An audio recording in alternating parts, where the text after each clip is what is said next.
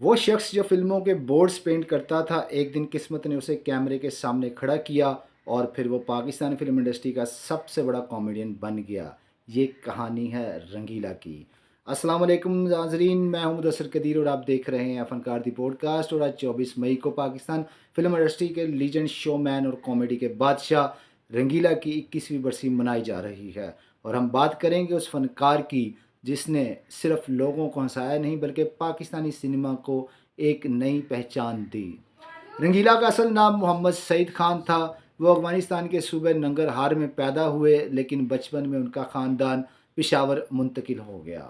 نوجوانی میں وہ لاہور آئے، جہاں وہ فلمی بل بورڈز پینٹ کر کے روزگار کماتے تھے، لیکن قسمت نے ایک دن ان کی زندگی بدل دی جب ایک فلم کی شوٹنگ کے دوران مزاحیہ کردار کے لیے اداکار نہ ملا تو ڈائریکٹر نے انہیں موقع دیا، اور وہی لمحہ ان کے کیریئر کا آغاز بن گیا۔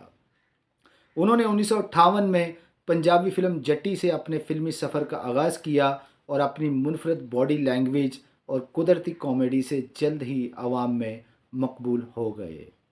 رنگیلا صرف اداکار نہیں تھے، بلکہ وہ گلوکار، پروڈیوسر، ہدایت کار اور اسکرپٹ رائٹر بھی تھے۔ انہوں نے تقریباً 570 فلموں میں کام کیا، جو ایک ناقابل یقین ریکارڈ ہے۔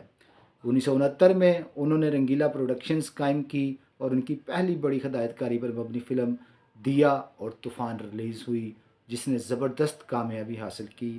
اس فلم کا گانا گا میرے منوا گاتا جا رے آج بھی کلاسک سمجھا جاتا ہے، اور یہ گانا رنگیلا ہی کی آواز میں ریکارڈ کیا گیا۔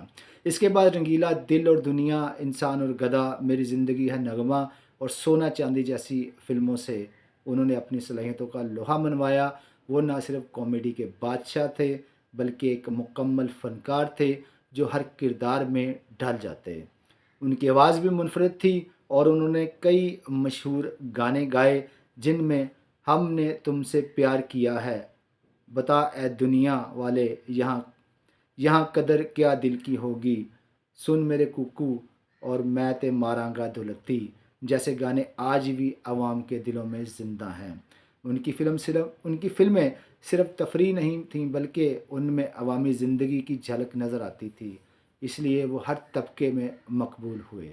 اپنے کیریئر میں انہوں نے متعدد نگار ایوارڈز حاصل کیے، جن میں بہترین کامیڈین، بہترین ہدایت کار اور بہترین کہانی نویس کے ایوارڈز شامل ہیں۔ مگر حکومت پاکستان نے بھی ان کی فنی زندگی کو سراہتے ہوئے 2005 میں پرائڈ آف پرفارمنس یعنی تمغہ برائے حسن کارکردگی سے نوازا۔ رنگیلا کی سب سے بڑی طاقت ان کی سادگی اور عوامی انداز تھا۔ وہ عام آدمی کی زبان بولتے تھے، اور اسی وجہ سے ان کا ہر کردار حقیقی محسوس ہوتا تھا۔ آج ان کی برسی پر ہم صرف ایک اداکار کو یاد نہیں کر رہے بلکہ اس پورے دور کو یاد کر رہے ہیں جس نے پاکستان فلم انڈسٹری کو سنہرا بنا دیا۔ رنگیلا ہمیں یہ سبق بھی دے گئے ہیں کہ ٹیلنٹ کسی بڑے نام یا پس منظر کا محتاج نہیں ہوتا۔ اگر جذبہ ہو تو ایک عام انسان بھی غیر معمولی مقام حاصل کر سکتا ہے۔ اللہ تعالیٰ نے جنت الفردوس میں اعلیٰ مقام عطا فرمائے۔ اگر آپ کو یہ ویلاگ پسند آیا تو میرے چینل فنکار دی پوڈ کاسٹ کو سبسکرائب کریں، لائک کریں اور کمنٹ میں بتائیں کہ رنگیلا کی آپ کی پسندیدہ فلم یا گانا کون سا ہے۔ اسی کے ساتھ مجھے مدثر قدیر کو دیجیے اجازت، فی امان اللہ۔